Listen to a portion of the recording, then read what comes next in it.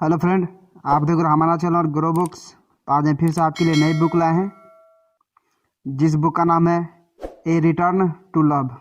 इसका मतलब यूनिवर्स के हायर पावर्स से रूबरू करवाने वाली एक किताब। इनका लेखक का नाम है मैरियन विल्मसन। तो चलिए बुक आपको दो लफ्ज़ों में बताते हैं। साल 1992 में रिलीज हुई किताब ए रिटर्न टू लव रीडर्स को इस यूनिवर्स के हायर पावर से रूबरू करवाने का काम करती है। इसी के साथ इस किताब के माध्यम से रीडर्स जान पाएंगे कि वह कैसे अपनी स्पिरिचुअल जर्नी को बेहतर बना सकते हैं। आज के दौर में अधिकांश लोगों को तो ये पता भी नहीं होता कि वे अपने अंदर कितना सारा प्यार लेकर बैठे हुए हैं। पता नहीं वो कौन सा डर है जिसके कारण लोग प्यार को नज़रअंदाज कर देते हैं।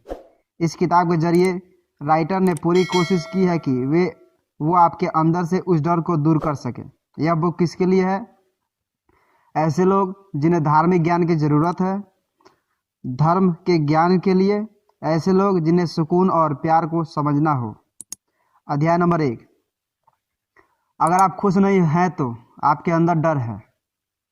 अगर आपको स्पिरिचुअल जर्नी में इंटरेस्ट है, अगर आप ये जानना चाहते हैं कि प्योर फॉर्म ऑफ लव क्या होता है, तो फिर यह किताब आपके लिए बिल्कुल सही है। इस किताब में लेखक ने बताया है कि कैसे इस यूनिवर्स के बॉस ने सभी की ज़िंदगी में प्यार को भरपूर भरा है। देर है तो बस उस बात की कि लोग उस प्यार को समझ ले। इस किताब के अध्यायों में आपको यह भी पता चलेगा कि अगर आप खुद को उस शक्ति को सौंप दे तो कैसे आपकी पूरी ज़िंदगी में बदलाव आ सकती है। यह सवाल यहाँ आपसे पूछना बहुत ज़रूरी है। वो सवाल ये है कि क्या इस दुनिया में सभी चीज़ें बहुत अच्छी है? इस सवाल का जवाब है कि नहीं, इस दुनिया में कुछ चीज़ें खराब भी है। अब एक और सवाल खुद से करिए कि क्या आप खुश हैं? अगर इसका जवाब आपको मिले कि आप खुश नहीं हैं, तो इसके पीछे का रीज़न क्या है? अगर हमारे दुखी होने का कारण बीमारी है या फिर कोई घटना है, तो हम उसके पीछे छुपे हुए डर को भी देखने की कोशिश करनी चाहिए। आज के दौर में कुछ ऐसा होने लगता है कि हम अपने ऊपर डर को कुछ ज़्यादा ही हावी होने देते हैं। डर की शुरुआत कहाँ से होती है? कई बार तो इस डर की शुरुआत सोसाइटी में होती है। ये हालात ख़राब तब हो जाता है जब इस डर की शुरुआत बचपन से होने लगती है। बच्चे को स्कूल में ही ग्रेड्स का डर लगता है। उसके अंदर ये भी डर होता है कि अगर मैंने अच्छा नहीं किया तो मेरे साथ क्या होगा। स्कूल के दौर में जो डर का बीज बो दिया जाता है, वह एक पेड़ का रूप ले लेता है। जब हम बड़े होते हैं, जैसे जैसे हम बड़े होते जाते हैं, ये डर भी विशाल और बड़ा होता जाता है।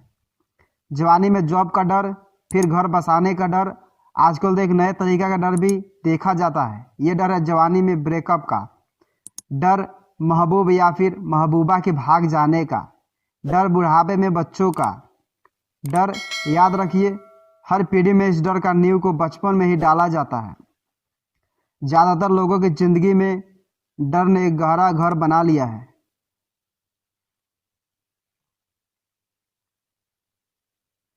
ये डर एक साइकिल के तौर पर आपकी ज़िंदगी पर बैठ गया है। अब समय आ गया है कि आप इस डर से बाहर आए। अध्याय नंबर 2। क्या आप जानते हैं कि भगवान या खुदा क्या होता है?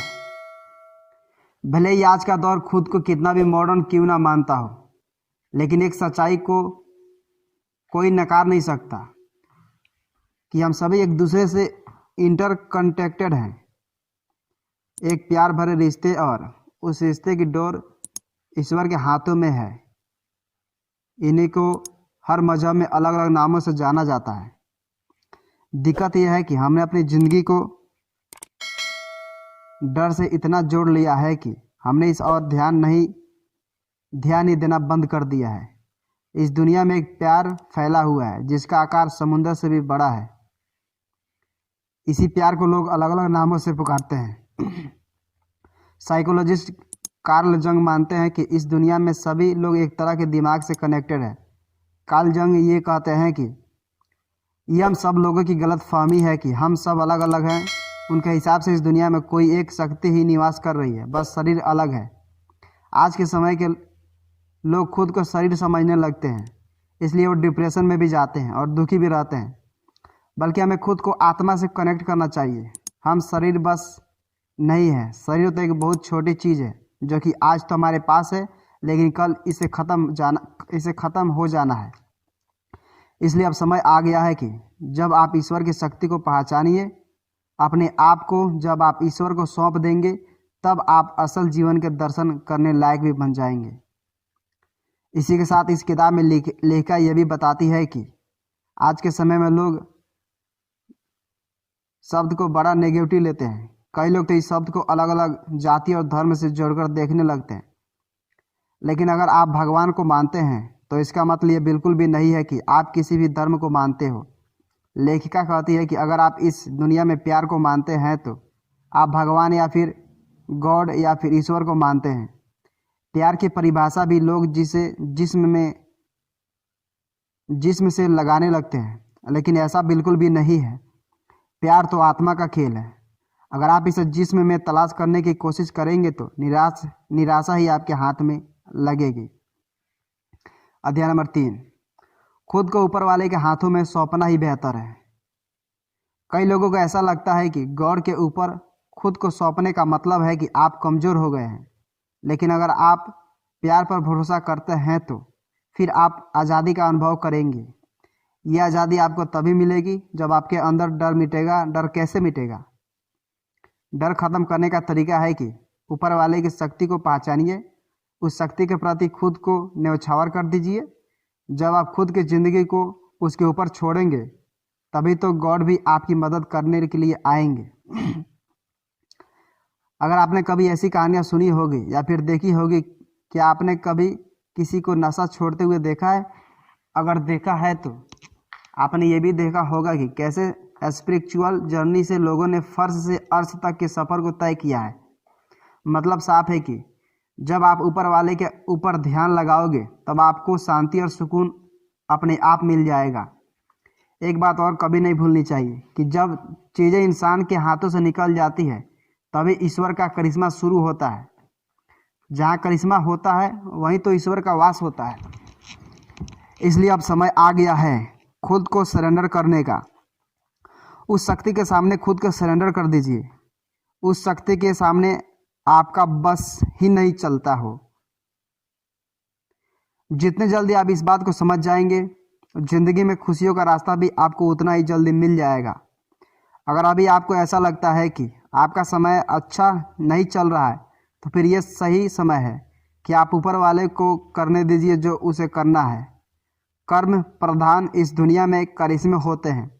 जब करिश्मे होते हैं ना, तब विज्ञान भी फेल हो जाता है। विश्वास रखिए उस शक्ति के ऊपर, वो शक्ति आपका साथ कभी नहीं छोड़ेगी।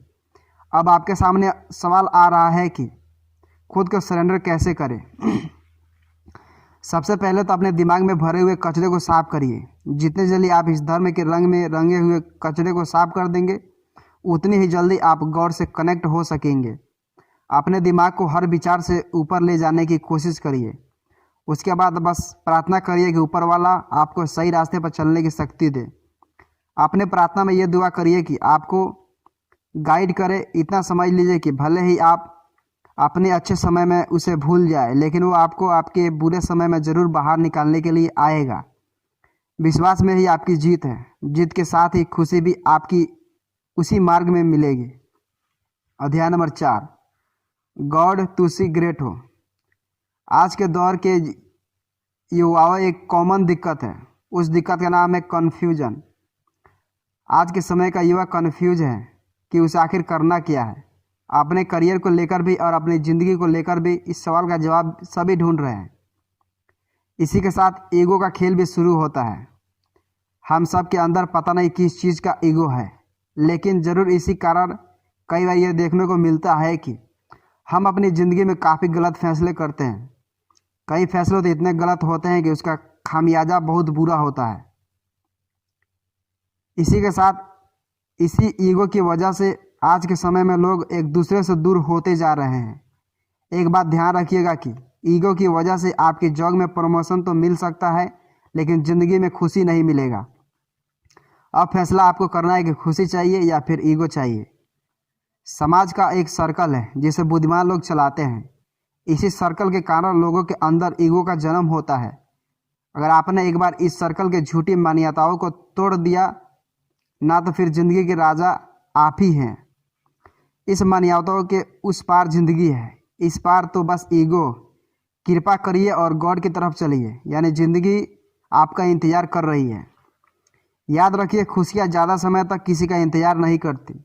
इसलिए अब समय आ गया है लाइफ को एक मीनिंगफुल उद्देश्य देने का। इस किताब में लेखिका बताती है कि अध्यात्म के आने से आपकी ज़िंदगी को आज़ादी मिलेगी।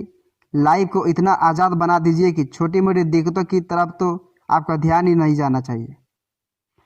अध्याय नंबर 5, रिलेशनशिप और इमोशनल हीलिंग। एक सवाल खुद से पूछिए कि ज़िंदगी को लेकर आपका नज़रिया कैसा है। क्या आपके पास शेर जैसी एटीट्यूड है? अगर आपके पास मेमने यानी बकरी के बच्चे की तरह एटीट्यूड है, तो फिर आपकी ज़िंदगी जंगल के शेर की तरह कैसे होगी। हम अपने संबंधों में कठिनाइयाँ झेलते हैं क्योंकि हमारा नज़रिया कि दूसरे के प्रति सही नहीं रहता। पूछिएगा खुद से कि क्या आपकी खुशी आपके पार्टनर की मोहताज है या फिर किसी दोस्त या परिवार की मोहताज है। अपनी खुशी का व्यवहार बदलिए, आपकी खुशी का ठिकाना भी अपने आप ही बदल जाएगा। अगर रोमांटिक रिलेशनशिप की वजह से आप परेशान हैं, तो क्या आपने सही इंसान का चुनाव किया है? अगर आपने सही इंसान का चुनाव किया होता तो परेशानियां तो लाजमी है। इसलिए अपनी खुशी का रास्ता अध्यात्म को बनाइए। बाकी ये सब छोटी छोटी बातें हैं। जब आप आध्यात्मिक राह में चलने की शुरुआत कर देंगे तो इन सब बातों की तरफ आपका ध्यान ही नहीं जाएगा। अब आप सोचिए कि आपको कितनी शांति मिलेगी जब ये सब दिखते आपके पास नहीं होगी। अगर कई बोले आओ अपनी सभी दिखते मुझे दे दो और ले जाओ भरपूर खुशियाँ, कुछ ऐसा ही होता जब गॉड के सामने खुद को सरेंडर करते हो। एक बात और ध्यान रखिएगा कि अध्यात्म ये कभी नहीं कहता कि आप लोगों से रिलेशनशिप ना बनाओ, लेकिन एक बार खोजी तो बनो खुद की ज़िंदगी के लिए। ये देखिए तो कि जिसे आप चुन रहे हैं क्या वो इसका लायक भी है कि नहीं। कहीं ऐसा तो नहीं है कि जिसे आप आत्मा समझ रहे हैं वो आपका बस एक शरीर ही समझता हो। ऐसा लेखिका इसलिए कह रही है क्योंकि ज़्यादातर ब्रेकअप में यही होता है। अगर आपको किसी ने धोखा दिया है, अगर आपके पार्टनर ने आपको किसी के लिए छोड़ दिया है, तो सबसे पहले तो आप इस चीज़ को एक्सपर्ट कर लीजिए। इसके बाद कभी भी किसी के लिए भी कोई गुस्सा आपके अंदर मत रखिएगा। जब आप खुद को गॉड के सामने सरेंडर करते हैं तो गॉड आपसे यही कहते हैं कि सबको माफ़ करो और आगे बढ़ते रहो। जिंदगी का दूसरा नाम ही है आगे बढ़ना।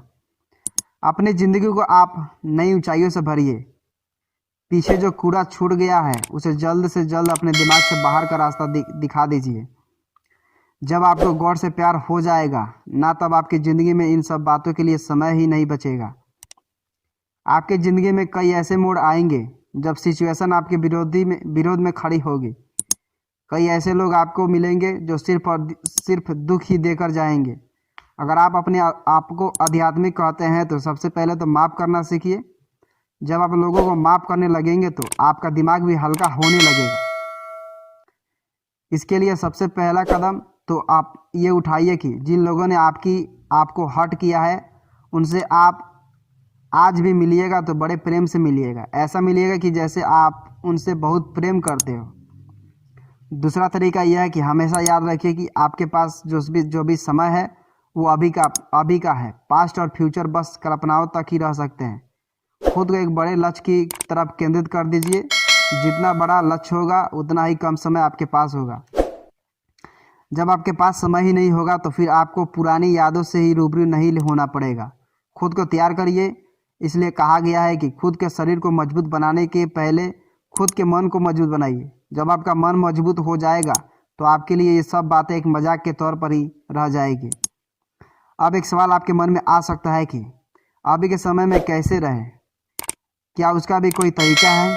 इसके लिए आप मेडिटेशन का उपयोग कर सकते हैं। मेडिटेशन से आपको बहुत ज़्यादा मदद मिलेगी।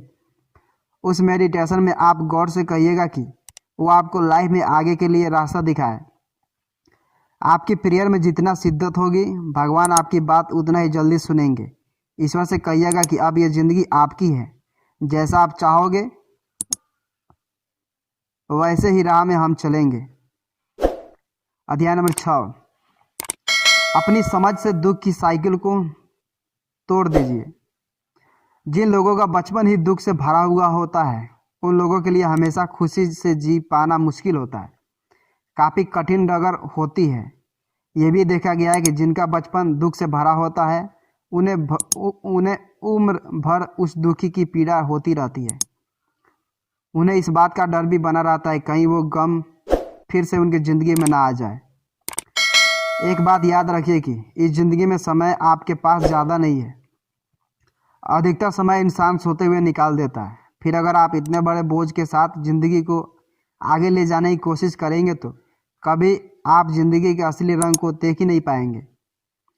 कई केस में यह भी देखा गया है कि लोग पास्ट के ड्रामा को भूल ही नहीं पाते। अगर कभी किसी ने हर्ट किया है तो उन्हें वो दर्द आज भी होता है। लोग अपने समय ये सोचने में लगाते रहते हैं कि आखिर उस इंसान ने मेरे साथ ऐसा क्यों किया। उस ड्रामा से ना निकल पाना सिर्फ और सिर्फ समझ पैदा ना कर पाने के कारण होता है। कई बार तो दिक्कत उतनी भी बड़ी नहीं होती जितनी बड़ी आप उसे अपने दिमाग में बना लेते हैं। अगर आपने वो समझ पैदा नहीं की तो दर्द की एक साइकिल बन जाएगी। अधिकतर केस में वो साइकिल बन जाती है। जब एक ऐसी साइकिल बन जाती है तो उसे तोड़ने में काफ़ी दिक्कत होती है। एक बात को याद कर लीजिए कि दर्द से ही और दर्द का जन्म होता है, इसलिए खुद उन यादों में डालकर परेशान करना बंद कर दीजिए। अब उन यादों की जगह इस ज़िंदगी में तो बिल्कुल नहीं है। इसलिए खुद से हमेशा पूछते रहा करिए कि क्या सही ज़िंदगी जी रहे हैं। जब ये सवाल आप खुद से करेंगे तो जवाब भी आपको अध्यात्म की तरफ से लेकर जाएगा। ईश्वर से पूछेंगे तो एक ही जवाब मिलेगा कि मेरी इस दुनिया में चारों तरफ प्यार ही प्यार है। इस प्यार के सागर में तुमने दुख को क्यों अपने पास जगह दी हुई है। थोड़ा बहुत दुख झेलकर उसे भगा दिया करो। इस दुनिया को प्यार की निगाहों से देखने की कोशिश करिए। जितना प्यार दे सकते हैं उतना लोगों को दीजिए। कुल मिलाकर ये दुनिया बहुत बेहतर होती जाएगी जब हम खुद दर्द देना और दूसरों को दर्द देना बंद कर देंगे। हमको समझ लेना चाहिए कि हमारे ऊपर एक कंप्लीट फोर्स है। उस फोर्स से जुड़ने के लिए आपको किसी भी धर्म से जुड़ने की ज़रूरत नहीं है। अगर किसी से जुड़ना ही है तो इंसानियत से जुड़िए। खुद को ऊपर वाले की तरफ सरेंडर कर दीजिए। खुदा से इश्क करिए, वो कभी भी बेवफाई नहीं करेगा। इंसानियत और प्रेम से बढ़कर कुछ भी नहीं है। अपने दिन की शुरुआत प्यार और अध्यात्म के साथ करिए। दिन में जब भी आप उठे तो भगवान से कहिएगा कि वो आपको सही रास्ता दिखाए। ज़िंदगी में खुशियों की दस्तक अपने आप ही हो जाएगी।